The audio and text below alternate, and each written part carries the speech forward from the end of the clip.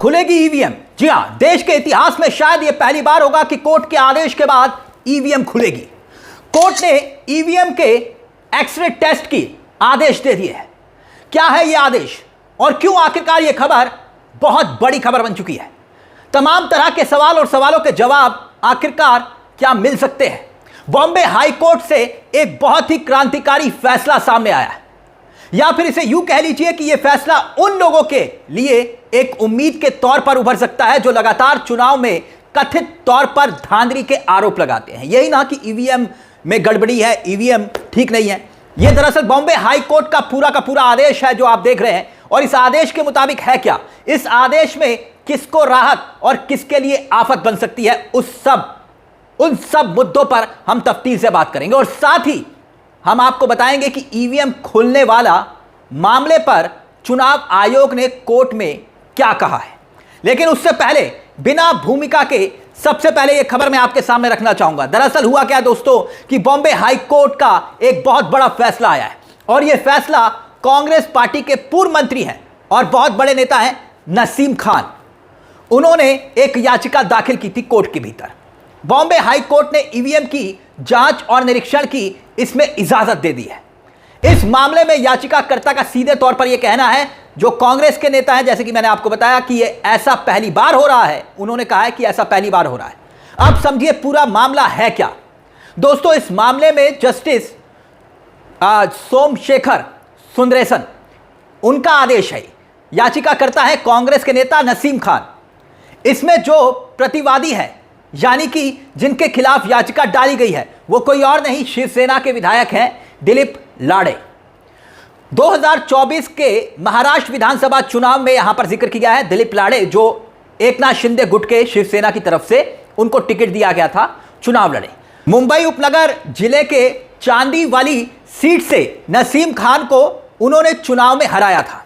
विधानसभा चुनाव की बात हम यहां पर इसलिए कर रहे हैं क्योंकि इसी चुनाव में राहुल गांधी ने, याद करिए, वोट चोरी के आरोप लगाए थे, याद आया आपको? और उसके बाद लगातार तमाम तरह की प्रेस कॉन्फ्रेंस की थी और उन्हीं आरोपों के तहत नसीम खान कोर्ट गए थे।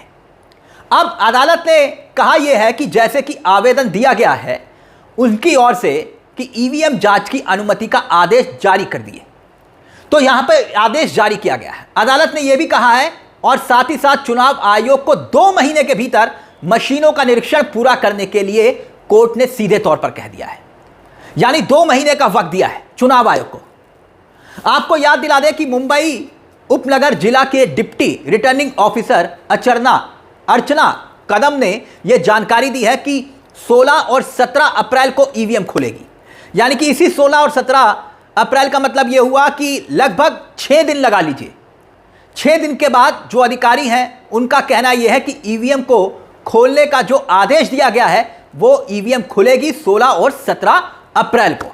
अब आपके मन में एक और सवाल होगा कि आखिरकार चुनाव तो 2024 में निपट चुका है, उसके बाद ईवीएम मशीनें तो रीयूज हो चुकी होंगी, तो फिर अब ईवीएम मशीनें खोल भी लेंगे तो क्या पता चल जाएगा, उसमें क्या डाटा नया आएगा? कुछ नया तो आएगा नहीं। इसकी जानकारी भी मैं आपके सामने रख देता हूं।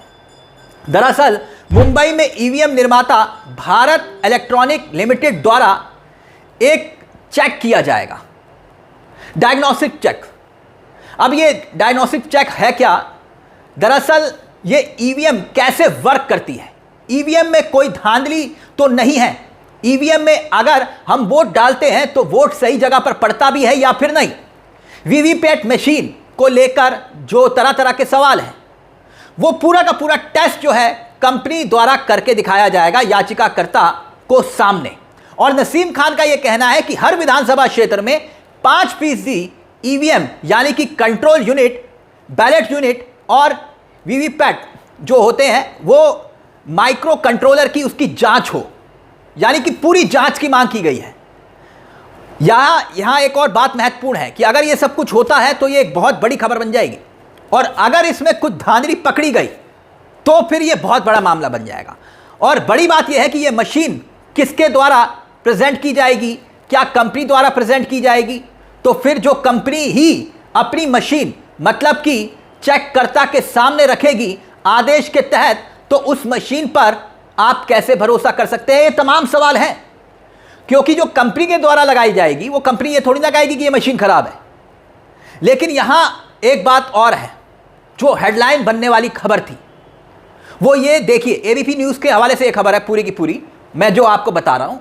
बड़ा दिलचस्प यह है कि बॉम्बे हाई कोर्ट का सिलसिलेवार तरीके से एक ही दिन में यह दूसरा बड़ा आदेश है चुनाव आयोग को लेकर। अब याद करिए कि कुछ घंटे पहले एक खबर और आई थी, वो भी बहुत बड़ी खबर बनी थी कि गोवा में उपचुनाव को कैंसिल करने का बॉम्बे हाई कोर्ट की गोवा बेंच ने आदेश दिया था। और आप जानते हैं कि देश के अलग अलग राज्यों में इस वक्त उपचुनाव की तारीखों को लेकर ऐलान किया गया था।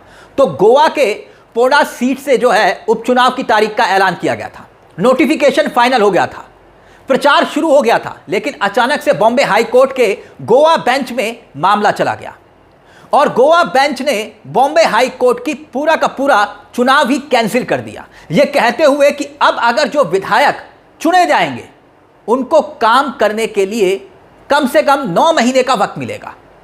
अब 9 महीने मुश्किल से वक्त मिलेगा और अगले साल मार्च में गोवा में विधानसभा चुनाव होने हैं। मतलब गोवा विधानसभा का पूरा कार्यकाल हो रहा है और अगले साल मार्च के आसपास विधानसभा नई गठित हो जाएगी। तो फिर इस चुनाव का औचित्य क्या? चुनाव होना है तो जो नए अगर चुनाव होंगे तो फिर उससे पहले महज कुछ ही महीने तक के लिए काम मिलेगा। तो उस कार्यकाल के दौरान विधायक नया बनके कर क्या लेगा? और इन्हीं दोनों मामलों में चुनाव आयोग को जवाब देना पड़ा था। एक तरफ गोवा का मामला, एक तरफ ईवीएम का मामला। इस मामले में भी ईवीएम वाला जो मामला मैं आपको बता रहा हूं, यह बहुत बड़ा मामला बन सकता है। इसमें भी चुनाव आयोग ने कोर्ट में खड़े होकर जवाब दिया था। अब दोस्तों, इन दोनों ही आदेश से चुनाव आयोग को क्या फर्क पड़ सकता है, या चुनाव आयोग का जो पूरा काम करने का तौर तरीका है उस पर जो सवाल खड़े होते हैं, उंगलियां खड़ी होती हैं, उस पर क्या फर्क आ सकता है? यह आने वाला इस पे वक्त बताएगा कि आखिरकार इस पर क्या असर पड़ेगा। लेकिन यह बात सही है कि इस तरह के मामले अब देश के अलग अलग हिस्सों से आपको देखने को मिल सकते हैं। लगातार इस तरह की खबरें आ सकती हैं। उदाहरण के तौर पर अब मैं एक खबर आपको याद दिलाना चाहूंगा। याद करिए, ये हेडलाइंस देखिए आपकी स्क्रीन पर। सुप्रीम कोर्ट में जब ईवीएम से दोबारा हुई गिनती तो 51 वोटों से जीता हारा हुआ प्रत्याशी 3 साल बाद दिलाई गई थी शपथ। अब यह खबर कब की है? यह खबर है 14 अगस्त 2025।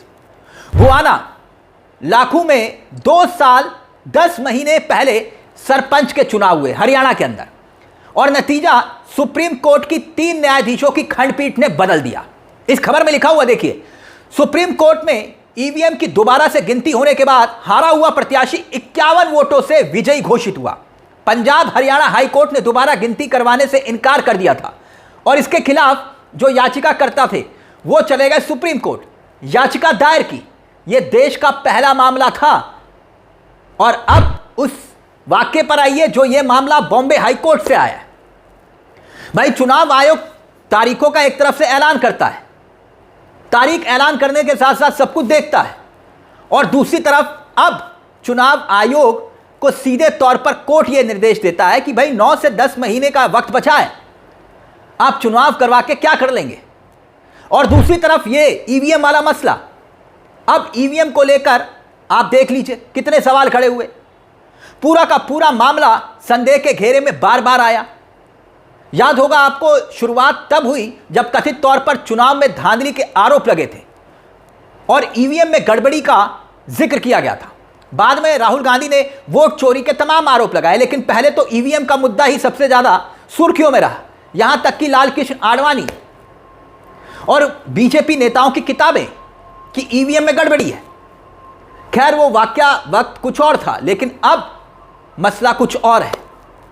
महाराष्ट्र से लेकर तमाम चुनाव जहां पर ईवीएम में गड़बड़ी के आरोप लगे, बिहार में एसआईआर का मसला हो, ईवीएम में गड़बड़ी का मसला हो, या फिर चुनाव आयोग का खुद बर्ताव का मसला हो।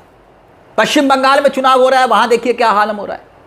एसआईआर के मुद्दे पर कितनी जबरदस्त तरीके से बहस हो रही है और कोर्ट में फिर से जाने की तैयारी में है ममता बनर्जी।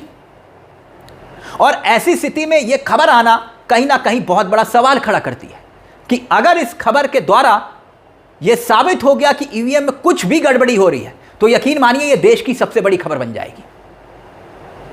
अब इस सवाल का जवाब आप ही दीजिए तो ज्यादा बेहतर होगा कि आखिरकार क्या वाकई में ईवीएम कि जांच को लेकर जो संदेह है वो दूर होना चाहिए या नहीं। इस पूरे मुद्दे को लेकर अपनी राय हमें कमेंट बॉक्स में जरूर दीजिएगा। मुझे तिलक चावला को दीजिए इजाजत। एक छोटी सी दरख्वास्त, चैनल को सब्सक्राइब जरूर कर लीजिएगा। मंच आप ही का है जहां हम सिर्फ खबर नहीं दिखाते बल्कि खबर के पीछे की खबर भी बताते हैं। नमस्कार, जय हिंद, जय भारत।